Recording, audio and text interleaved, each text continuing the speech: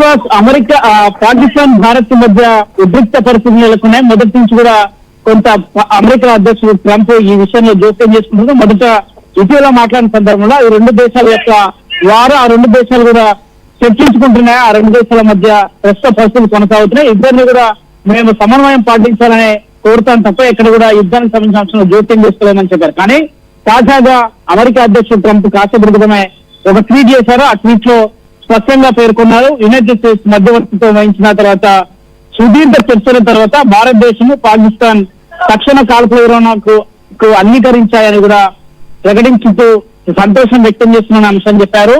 మాట్లాడిన అనంతరం కూడా ఇద్దరు కూడా కాల్పుల విరమణకు చేస్తున్నామనే అంశాన్ని స్పష్టం చేసిన నేపథ్యం చాలా స్పష్టంగా కనిపిస్తుంది. మరోవైపు దీనికి సంబంధించిన అంశంలో ఇద్దరు కూడా కామన్ సెన్స్ అదేవిధంగా గ్రేట్ ఇంటెలిజెన్స్ తోనే ముందుకు వచ్చారు. రెండు దేశాలకు కూడా అభినందనలు చెప్తున్నాను. ఈ విషయంలో రెండు దేశాలకు కూడా ధన్యవాదాలు తెలుపుతున్నాను కూడా అమెరికా అధ్యక్షుడు ట్రంప్ ఈ అంశాన్ని సుదీర్ఘంగా కూడా ఆయన ట్విట్టర్ వేదికగా కూడా వెల్లడించిన నేపథ్యంలో సాయంత్రం 6 గంటలకు విదేశాంగ శాఖ కార్యదర్శి మరోసారి మీడియా సమావేశాన్ని ఏర్పాటు చేశారు. ఈ సమావేశంలో ఎలాంటి అంశాలను చెప్తారు, ఒకవేళ ట్రంప్ దేశ అధినేతలైన ఇటు ప్రధాని మోదీతోనే అటు పాకిస్తాన్ సంబంధించిన ప్రధానితో కూడా చర్చించిన అంశాన్ని సమావేశంలో చెప్తారా, లేదంటే ఇంకా ఎలాంటి అంశాలని చెప్తారనేది కూడా కొంత ఉత్కంఠత నెలకొంది. దాదాపు 3 రోజుల నుంచి చూస్తున్నాం అర్ధరాత్రి వేళలో పాకిస్తాన్ దుశ్చర్యలకు పాల్పడుతుంది. పాక్ యొక్క దాడులను కూడా తిప్పికొట్టేందుకు కూడా ఇప్పటికే అనేక చర్యలు చేపడుతున్నారు. కానీ తాజాగా అమెరికా అధ్యక్షుడు ట్రంప్ ఇన్వాల్వ్మెంట్ కావడము,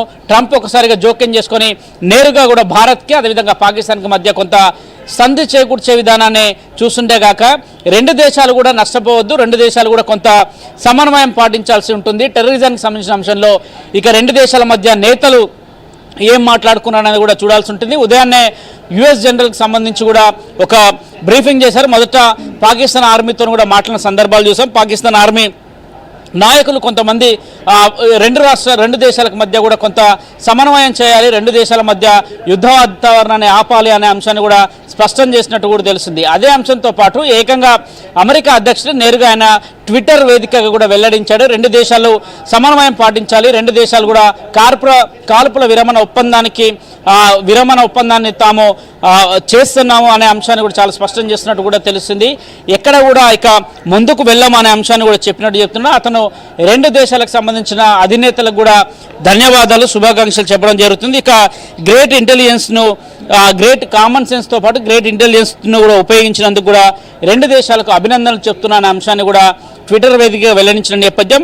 అదేవిధంగా రెండు దేశాల మధ్య కూడా యునైటెడ్ స్టేట్స్ మధ్యవర్తిత్వం వహించి సుదీర్ఘంగా చర్చలు జరిపింది. ఆ చర్చల తర్వాత భారతదేశం పాకిస్తాన్ తక్షణమే కాల్పుల విరమణకు అంగీకరించాయని కూడా ట్రంప్ నేరుగా ఆయన ఖాతాలో పోస్ట్ చేశారు. దీనిపైన కూడా కొంత ట్రంప్ నిర్ణయం ఉంది. కానీ భారతదేశానికి ప్రధాని మోదీ ఈరోజు సుదీర్ఘంగా కూడా కేంద్ర రక్షణ శాఖ మంత్రి రాజ్నాథ్ సింగ్, కేంద్ర జాతీయ భద్రతా సలహాదారుడైన అజిత్ దోవల్తో పాటు త్రివిధ దళాలకు సంబంధించిన అధికారులతో కూడా సమావేశం జరిగింది. ఆ సమావేశంలో కూడా ఈ అంశమే చర్చకు వచ్చిందా, ఈ అంశంలో ప్రధానంగా మోదీ ట్రంప్తో చర్చించిన తర్వాతకి త్రివిధ దళాలకు ఇదే అంశాన్ని చెప్పారా, ఎందుకంటే వారిని చిన్నదా పెద్దదని కాకుండా వారుగా చూడాలనే అంశాన్ని ఈరోజు జరిగిన త్రివిధ దళాల సమావేశంలో ప్రధాని మోదీ వారికి వివరించిన సందర్భంలో ఒకవేళ అదేగాక నిజమైతే మరి ట్రంప్ మధ్యవర్తిత్వం కుదిరింది, మధ్యవర్తిత్వం అనంతరం కూడా కాల్పుల విరమణకు స్వస్తి చెప్తున్నారనే అంశాన్ని ఏ విధంగా ట్వీట్ చేశారనేది కూడా చూడాల్సి ఉంటుంది.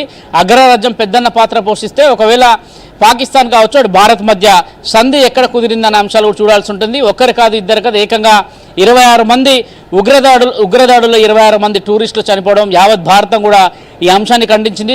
దాదాపు G7కి సంబంధించిన 7 కంట్రీలు సైతం కూడా పెహల్గాం ఉగ్రదాడిని అత్యంత తీవ్రంగా కూడా ఆ ఉగ్రదాడిని కూడా తప్పుపట్టిన నేపథ్యం కనిపిస్తుంది.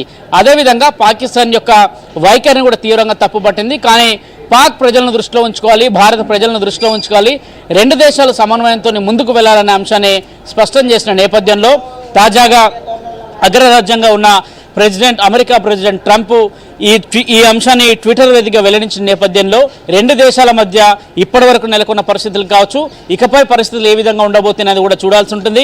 6 గంటలకు ముఖ్యంగా ఒక పక్క నుంచి భవిష్యత్తులో ఏ ఉగ్రదాడి జరిగినా దాన్ని యుద్ధంగానే పరిగణిస్తామని భారత్ ఒక పక్క స్ట్రాంగ్ వార్నింగ్ ఇస్తున్న నేపథ్యం కనిపిస్తోంది.